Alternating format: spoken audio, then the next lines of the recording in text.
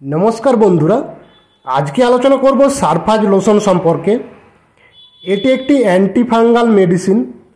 এটি আমাদের fungal infection ভালো করে, আমাদের চামড়ায় র্যাশ বের হলে বা চুলকানি হলে তা ভালো করে, দাঁত ভালো করে, নখের ফাঙ্গাল ইনফেকশন ভালো করে, নখকুনি ভালো করে, হাজা ভালো করে।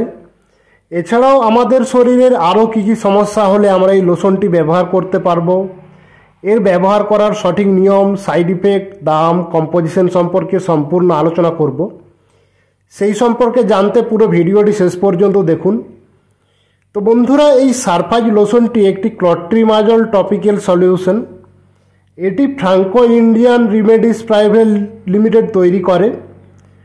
এটি 15 ml এর প্যাকিংয়ে হয় এবং একটি সারফাজ লোশনের দাম 65 টাকা 25 পয়সা। এটি একটি খুব ভালো এবং খুব পরিচিত ঔষধ, তাই এটি যে কোনো ঔষধ দোকানে খুব সহজেই পাওয়া যাবে।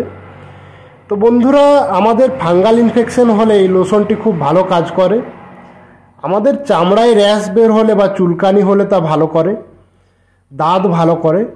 আমাদের চামড়ায় দাঁত হলে গোল গোল চাকার মতো হয়ে যায় এবং খুব চুলকায়, সেই ক্ষেত্রে এই লোশনটি খুব ভালো কাজ করে।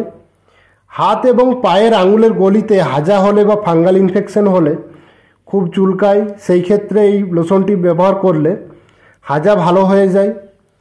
আমাদের জাঙের পাশে চুলকানি হলে বা ফাঙ্গাল ইনফেকশন হলে তা ভালো করে। বগলে ঘাড়ে র্যাশ বের হলে তা ভালো করে। আমাদের নখে ফাঙ্গাল ইনফেকশন ভালো করে। আমাদের নখে ফাঙ্গাল ইনফেকশন হলে আমাদের নখ ক্ষয়ে যায়, নখ ছোট হয়ে যায় বা নখ সাদা হয়ে যায়।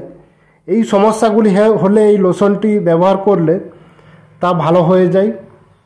নখকুনি ভালো করে। আমাদের নখকুনি হলে নখের পাশের চামড়া ফুলে যায়, পুঁজ হয়ে যায় এবং ব্যথা হয়, সেই ক্ষেত্রে এই লোশনটি ব্যবহার করলে নখকুনি ভালো হয়ে যায়। আমাদের শু পরার কারণে পায়ে র্যাশ বের হলে তা ভালো করে, ছুলি ভালো করে। তো বন্ধুরা, এগুলি ছিল এর বেনিফিটস। এবার আলোচনা করব এর সাইড ইফেক্ট সম্পর্কে। এই লোশনটি ব্যবহার করার পর যদি ওই ক্ষত স্থানটি বেশি করে জ্বলন করে, লাল হয়ে যায়, ফুলে যায় বা বেশি করে জ্বলন করে, তাহলে বুঝতে হবে এর সাইড ইফেক্ট হয়েছে।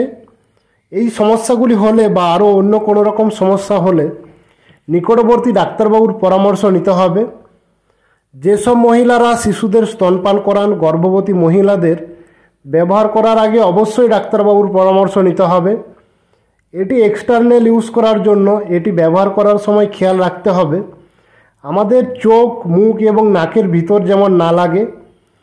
এই লোশনটি লাগানোর পর হাত ভালো করে সাবান দিয়ে ধুয়ে নিতে হবে। এই লোশনটি ব্যবহার করার নিয়ম বলতে ক্ষতস্থানটি ভালো করে পরিষ্কার করে ধুয়ে নিতে হবে।